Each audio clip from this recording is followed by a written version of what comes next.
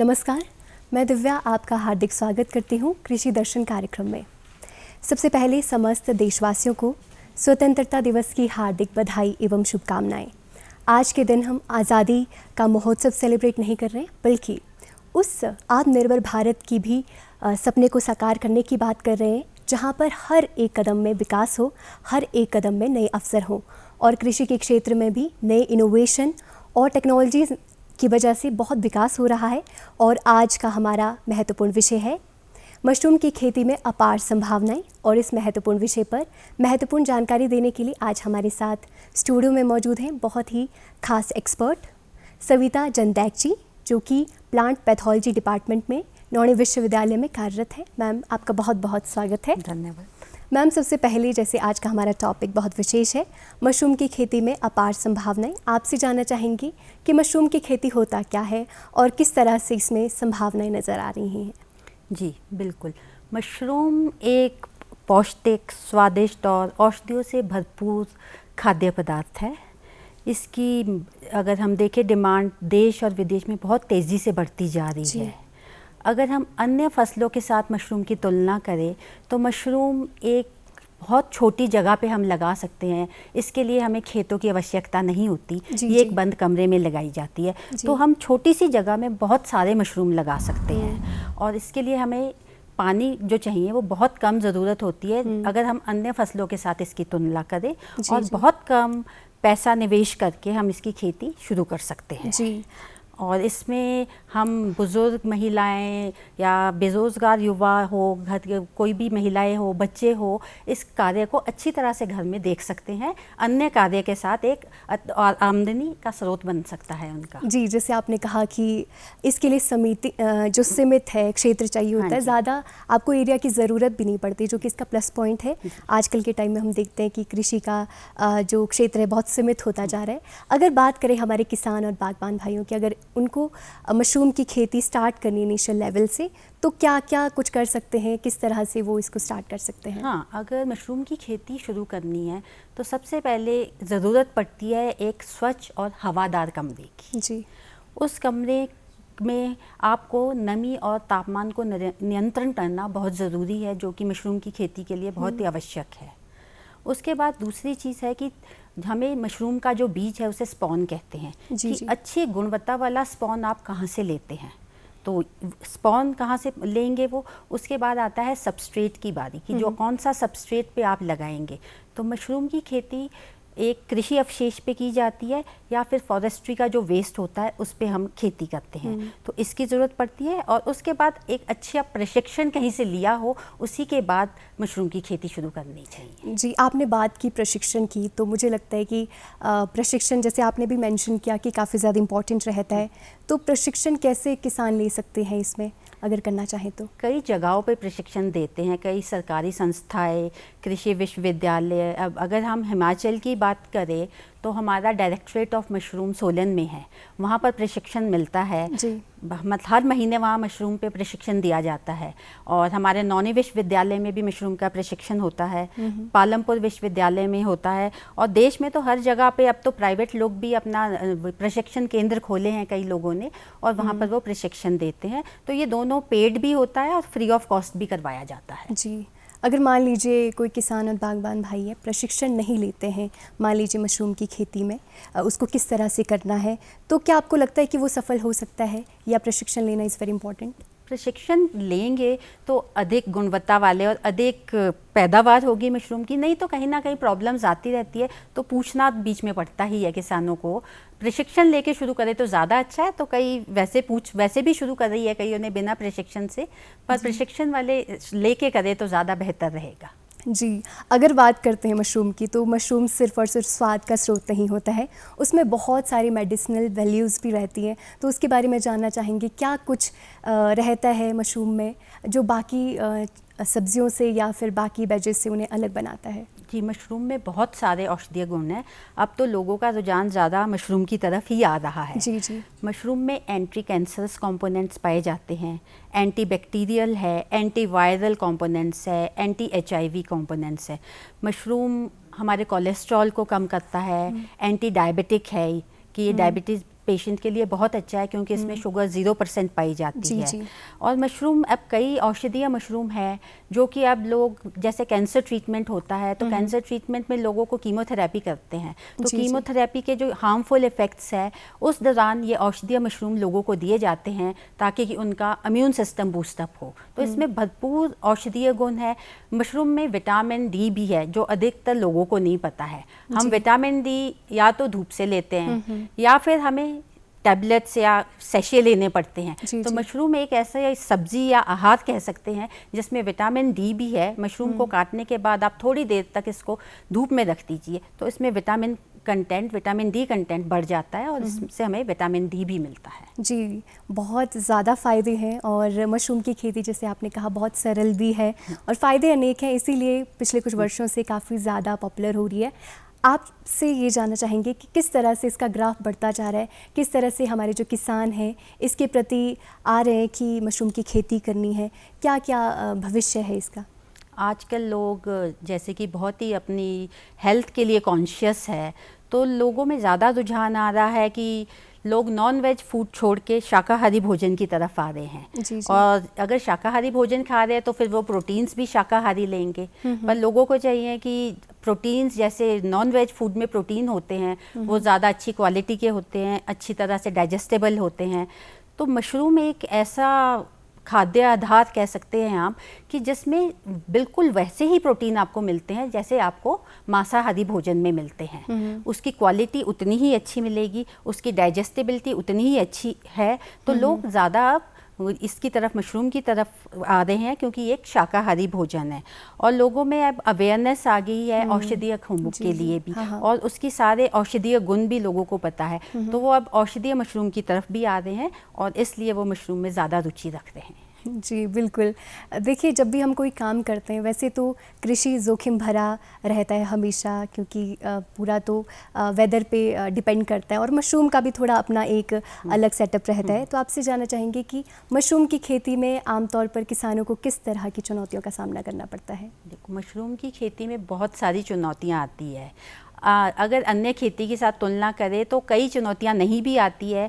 जैसे आजकल आप देख रहे हैं बहुत बारिश हो रही है तो फसल ख़राब हो रही है जी। तो मशरूम की खेती में कोई भी पर्यावरण प्राकृतिक इसका फ़र्क नहीं पड़ता है क्योंकि ये एक इंडोर कल्टीवेशन है, सारा अंदर कंट्रोल्ड कंडीशन में होता है। अगर अधिक बारिश हो रही है तो उसका भी फ़र्क नहीं पड़ता, या सूखा पड़ रहा है तो उसका भी कोई फ़र्क नहीं पड़ता है। पर इसके अलावा भी मशरूम में बड़ी चुनौतियाँ आती है।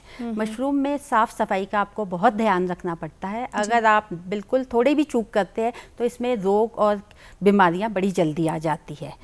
और इसके बाद एक ये चुनौती रहती है किसानों को कि अगर उन्होंने अच्छा बीज नहीं यूज़ किया है तो पैदावार कम होती है। तो एक अच्छा बीज प्राप्त करना भी एक चुनौती है किसानों के लिए कि वो कहाँ से ये बीज ले। फिर उसके बाद मशरूम की शेल्फ लाइफ जो है वो आपको पता है कि बहुत कम है। मशरूम को हमें, अगर हम नहीं बेच पा रहे हैं तो इसे स्टोर करना पड़ता है और स्टोरेज टेम्परेचर हमारा 4 से 5 डिग्री रहता है। तो मशरूम को टाइमली या तो मार्केट में ले जाना पड़ता है, अगर नहीं बिकता है तो ये ख़राब होने की संभावनाएं ज़्यादा रहती है। तो मार्केटिंग की सबसे बड़ी चुनौती आती है लोगों को कि मार्केटिंग कैसे करें। कई बार बिकता नहीं है तो वो ख़राब हो जाता है। तो इसके लिए उन्हें चाहिए कि थोड़ा वो वैल्यू एडेड प्रोडक्ट्स की तरफ भी जाए। अगर मार्केट में वो अपने मशरूम नहीं बिकता है तो मशरूम की प्रोसेसिंग करके इसके थोड़े वैल्यू एडेड प्रोडक्ट्स बनाएं और वो मार्केट में ले जाए तो उससे उन्हें ज़्यादा कीमत मिलेगी, मशरूम से ज़्यादा कीमत वो ले सकते हैं। जी, आपने बात की जैसे मशरूम के वैल्यू एडेड प्रोडक्ट्स के थ्रू भी जो हमारे किसान हैं मुनाफा कमा सकते हैं, तो उसका भविष्य क्या है? क्या उसमें भी अच्छा स्कोप है अगर वो कच्चा मशरूम ना बेचें, अगर वो प्रोसेस्ड होके मशरूम जाए या जिस भी तरह से? जी हाँ, अगर आप बात करते हैं, हम करते हैं बटन मशरूम की बात करते हैं, तो बटन मशरूम की शेल्फ लाइफ अगर देखो तो दो की दिन है, अगर फ्रिज में रखें, नहीं तो वो ब्राउन हो जाता है। हम बात करते हैं ढींगरी मशरूम की, अगर उसकी शेल्फ लाइफ थोड़ी ज़्यादा है पर आप उसे सुखा के रख सकते हैं। अगर आप फ्रेश उसे नहीं बेचते हैं तो सुखा के, धूप में सुखा के आप उसे प्रिजर्व कर सकते हैं। पर बटन मशरूम है या दूसरे मशरूम हमारे आते हैं कोई, तो उनकी शेल्फ लाइफ बहुत कम है, तो उसको प्रोसेस कर सकते हैं आप, और प्रोसेस करके इसके डिफरेंट प्रोडक्ट्स बनते हैं। जैसे कि आप मशरूम का सूप बना लो, इसकी बढ़िया बना लो, बहुत सारे प्रोडक्ट्स बनते हैं। तो आप वो प्रोडक्ट्स अगर बनाएं तो उनकी शेल्फ लाइफ तो बढ़ेगी ही बढ़ेगी, और उसकी कीमत भी आपको मार्केट में ज़्यादा मिलती है।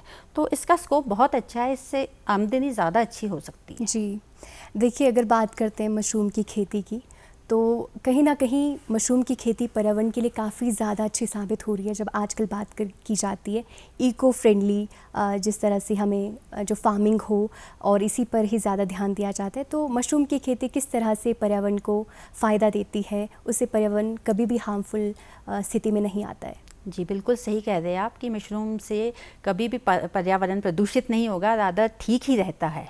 सबसे पहले हम बात करते हैं मशरूम के सबस्ट्रेट की, कि मशरूम किस पे उगाया जाता है। तो मशरूम हम उगाते हैं कृषि अवशेष पे, जो हमारे कृषि अवशेष होते हैं। अगर देख लो तूड़ी है, पराल है, या कोई भी खेत में आपके पास अवशेष है, तो उस पे हम मशरूम को लगाते हैं। या फिर हम फॉरेस्ट्री का वेस्ट ले ले, जैसे लकड़ी का बुरादा है, तो अक्सर लोग क्या कहते हैं, कुछ अवशेष को तो पशु को खिला देंगे, अदरवाइज ज़्यादातर अवशेष है, पराली देखो जलाई जाती है तो प्रदूषण ही होता है पर्यावरण में। लकड़ी का बुरादा भी ज़्यादातर लोग जलाते हैं और प्रदूषित होता है हमारा वातावरण। तो हम ये सारा सबस्ट्रेट यूज़ करते हैं मशरूम की कल्टीवेशन के लिए। हम इन सबस्ट्रेट पे मशरूम लगाते हैं और पर्यावरण को प्रदूषित होने से बचाते हैं। जब मशरूम लग जाता है और मशरूम हम लगाने के बाद हार्वेस्ट करते हैं, फिर दोबारा सबस्ट्रेट बचता है, जिसको हम स्पेंट मशरूम सबस्ट्रेट कहते हैं, कि मशरूम तो अब तोड़ लिया, अब स्पेंट मशरूम सबस्ट्रेट बचा है।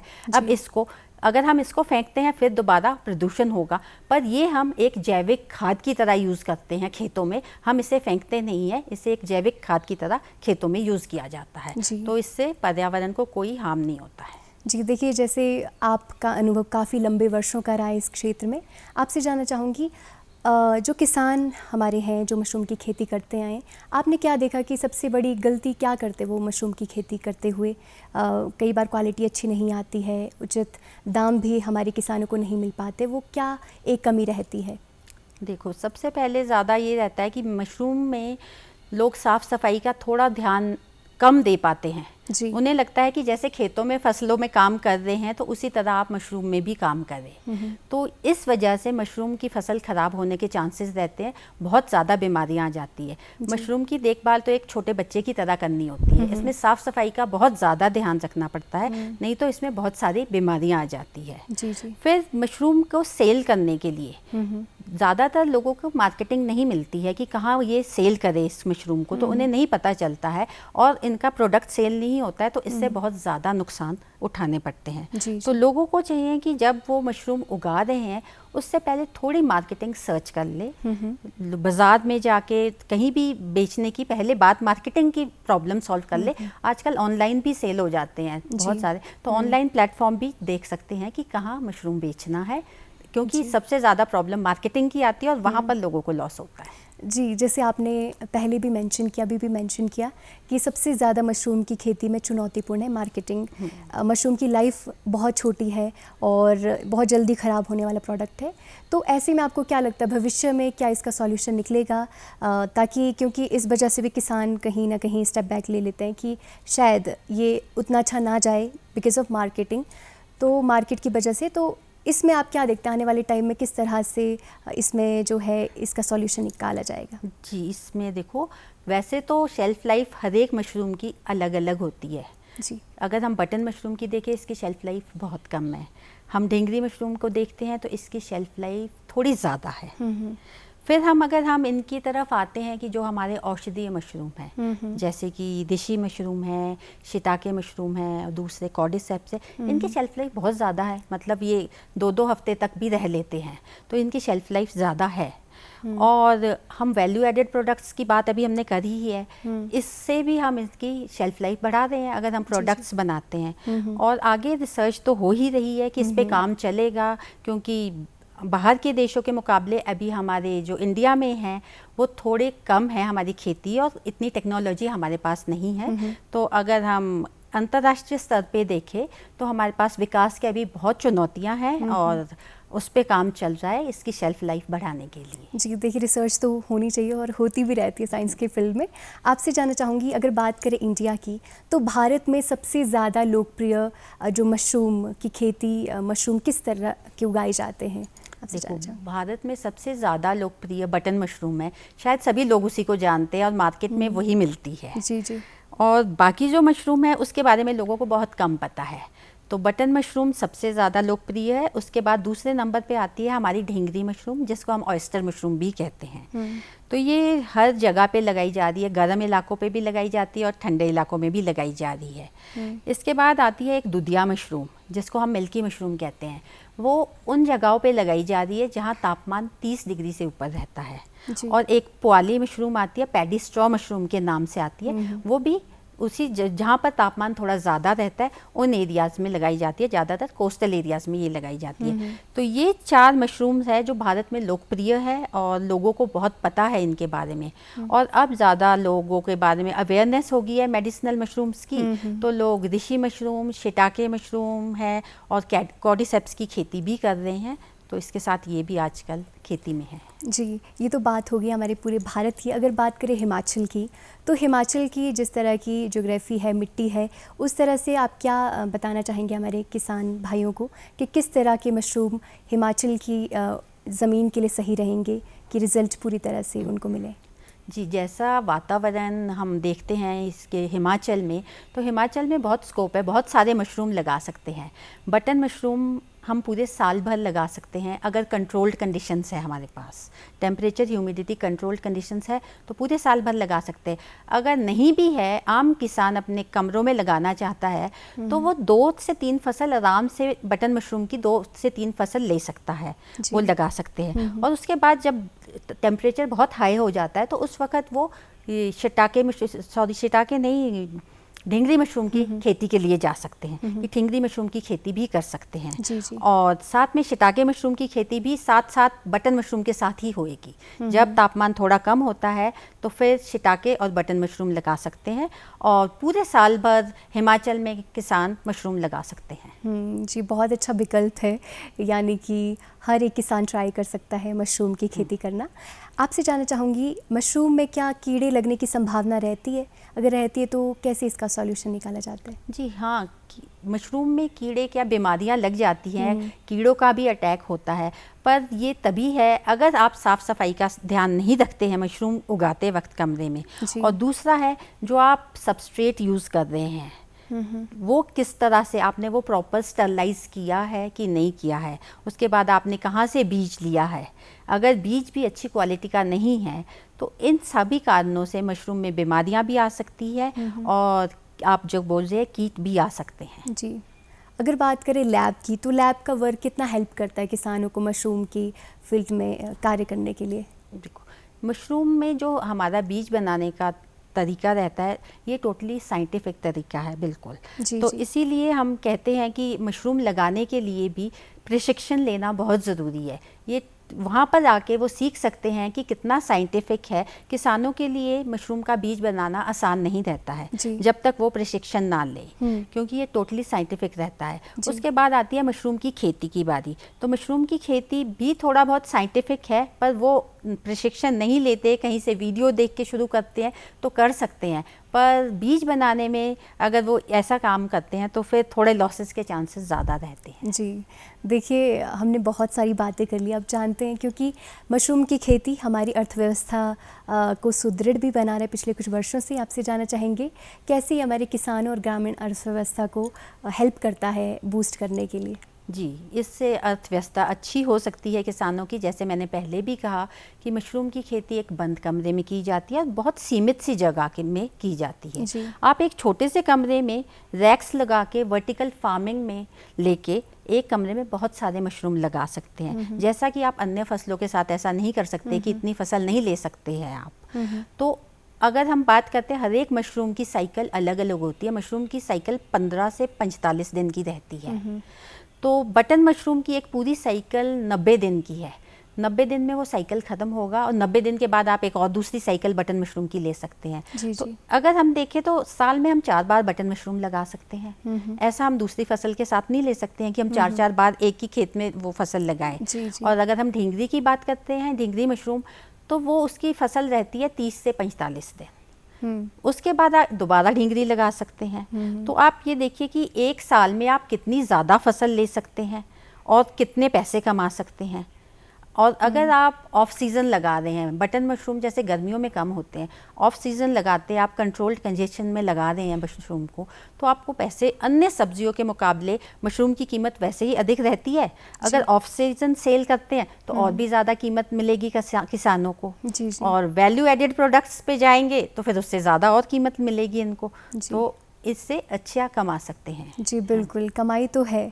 अगर बात करें महिलाओं की, तो महिलाएं भी आजकल कृषि के क्षेत्र में जमकर सामने आ रही हैं और आत्मनिर्भर बन रही हैं। आपसे जानना चाहूँगी कि मशरूम की खेती में महिलाओं का रिस्पांस किस तरह से रहता है, किस तरह से वो सामने आती है? महिलाएं अक्सर देखा जाता है, कई महिलाएं जैसे हाउसवाइफ है तो उन्हें लगता है कि वो हम घर में ही हैं, कुछ काम नहीं कर रहे, हम अपनी फैमिली को सपोर्ट नहीं कर पाते हैं। तो आजकल महिलाएं जो हाउसवाइफ है वो बहुत ज़्यादा इस मशरूम की खेती की तरफ जा रही है, क्योंकि उन्हें बाहर जाने की ज़रूरत नहीं पड़ती। वो घर बैठे ही सारा कार्य देख पा रही है मशरूम की खेती का। और मशरूम की खेती बिल्कुल भी कोई मुश्किल कार्य नहीं है। अगर जैसे आपने प्रशिक्षण लिया है, पता है, तो बहुत आसान है। और वो घर बैठे अपना दूसरे कार्य भी कर रही है और साथ में अपनी फैमिली को भी सपोर्ट कर रही है फाइनेंशियली, घर में मशरूम लगा के। तो महिलाओं का रिस्पॉन्स बहुत अच्छा है।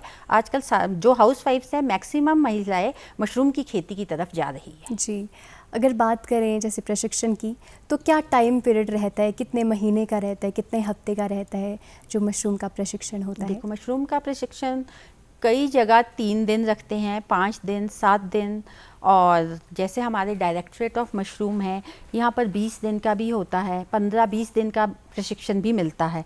ये डिपेंड करता है कि आपने एक मशरूम के बारे में प्रशिक्षण लेना है कि सारे मशरूमों के बारे में सीखना है। तो 1 हफ्ते से लेके 10-20 दिन तक का हमारा प्रशिक्षण रहता है। जी, देखिए पिछले कुछ वर्षों से मशरूम की खेती में बहुत लोग जुड़े हैं, बहुत किसान और बागवान भाई आर्थिक रूप से सुदृढ़ हुए हैं। आपसे जानना चाहती हूँ कि आजकल जैसे बहुत नई टेक्नोलॉजीज़ आ रही हैं, जैसे हमने बीच में बात भी की थी, तो उससे क्या देखते हैं, क्या ग्राफ जाएगा 10-15 सालों बाद, इसका क्या भविष्य रहेगा? अभी हम देख रहे हैं कि मशरूम की डिमांड बहुत ज़्यादा आ रही है। देश में भी और विदेश में भी मशरूम की डिमांड बहुत ज़्यादा है। 10-15 साल बाद नई टेक्नोलॉजीज़ के साथ, जैसे अभी हमारे पास इंडिया में इतनी टेक्नोलॉजीज़ नहीं हैं हार्वेस्टिंग के लिए। जैसे मशरूम को अभी हम हार्वेस्टिंग मैनुअली ही करते हैं। अब बाहर के अगर हम चाइना, कोरिया, जापान के साथ अपनी तुलना करते हैं तो मशरूम की खेती में हम बहुत पीछे हैं। अभी कुछ आने वाले सालों में हमारे पास भी टेक्नोलॉजीज़ होगी, हार्वेस्टिंग मशीन्स होगी, स्पॉनिंग मशीन जिसमें मशरूम की बिजाई भी मशीनों से की जाती है, हम अभी मैनुअली करते हैं। तो मशरूम का ग्राफ डेफिनेटली बहुत आगे तक जाएगा। जी। अगर बात करें जैसे आजकल के टाइम में युवा भी काफ़ी जो है किसानी की तरफ उनका रुझान बढ़ रहा है। आपसे जानना चाहूँगी कि क्या ये उनके लिए अच्छा ऑप्शन हो सकता है अगर वो मशरूम की खेती को अपनाएं? जी बिल्कुल। अब आपको पता ही है कि आजकल नौकरियां मिलना इतना आसान कार्य नहीं रहा है। तो लोग, युवा है, अपनी पढ़ाई के साथ साथ कई युवा ये घर में मशरूम लगा रहे हैं। तो उनके लिए बहुत अच्छा अवसर है कि वो मशरूम लगाए और अपना बिज़नेस सेटअप करे, और बिज़नेस सेट करके वो ज़्यादा औरों को नौकरियां दे सकते हैं। जी। तो नौकरियां लेने के बजाय मशरूम की खेती करके हम औरों को नौकरियां दे सकते हैं। जी, अगर बात करें मशरूम की खेती की, एक तरह से बिज़नेस भी बनता जा रहा है टाइम टू टाइम, और धीरे धीरे इसका विस्तार भी लोग करते हैं। तो कैसे इसको बढ़ा सकते हैं? मान लीजिए एक व्यक्ति है, वो मशरूम की खेती करना स्टार्ट करता है, वो कैसे इसको ग्रो कर सकता है, काफ़ी बड़े लेवल पर इसको ले जा सकता है? देखो, शुरुआत में वो अपने अगर 1-2 कमरे से शुरू करता है, वहाँ पर वो 1-2 मशरूम अपनी पहले छोटे लेवल पे लगाए। जब उसको प्रॉफिट होता है तो उसी पैसे को वो इन्वेस्ट करके अपना थोड़ा बड़ा फार्म करे और मशरूम लगाए। पहले वो एडिबल जो हम मशरूम लगाते हैं, जैसे हमने बात की है, ये बटन मशरूम है, ढींगरी मशरूम है, इनके साथ अपना कार्य शुरू करें। और फिर औषधीय खुम्ब है, हमारे जो ऋषि मशरूम है, ये शिटाके हैं, फार्मास्यूटिकल कंपनीज़ में इनकी बहुत डिमांड है, इसकी तरफ जाए और अपना कार्य मतलब सारा मिक्स्ड मशरूम लगा के बढ़ा सकता है। जी, और किन किन बातों का ध्यान रखने की ज़रूरत पड़ती है इसमें? मशरूम में साफ़ सफाई का बहुत ज़्यादा ध्यान रखना होता है कि जहाँ आपने जिस कमरे में मशरूम लगाए हैं उस कमरे में फ्रीक्वेंटली जो कोई मशरूम देखने आते हैं तो विजिटर्स को अंदर ना ले जाए, क्योंकि इससे मशरूम की फसल ख़राब हो सकती है। और टेम्परेचर का क्या रहता है इसमें? मशरूम में टेम्परेचर और ह्यूमिडिटी 2 चीज़ें ही है जो मेंटेन करनी है। मतलब मशरूम में ये होता है कि ह्यूमिडिटी आपकी सारे मशरूमों के लिए लगभग 80% तक रहती है। जी जी। 80 से 90 तक रहेगी, सभी की एक बराबर रहती है, पर तापमान हर एक मशरूम का अलग अलग रहता है। जैसे बटन मशरूम का है 2 फेजेस में रहेगा, पहले आपको थोड़ा ज़्यादा चाहिए, फिर प्रोडक्शन के वक्त कम करना पड़ता है। ढींगरी मशरूम का भी है कि आप 20 से 25-30 डिग्री तक ले जा सकते हैं। तो तापमान और ह्यूमिडिटी मेंटेन करना बहुत ज़रूरी है। अगर ये 2 चीज़ें आप मेंटेन नहीं कर पाए तो मशरूम की फसल पूरी ख़राब हो सकती है। जी, बहुत महत्वपूर्ण जानकारी। जैसे जो हमारा सोलन है उसे कहते हैं मशरूम सिटी, तो आपके अकॉर्डिंग ऐसा कौन सा हिमाचल का दूसरा ज़िला है जो मशरूम की खेती में अच्छा काम कर रहा है सोलन के बाद?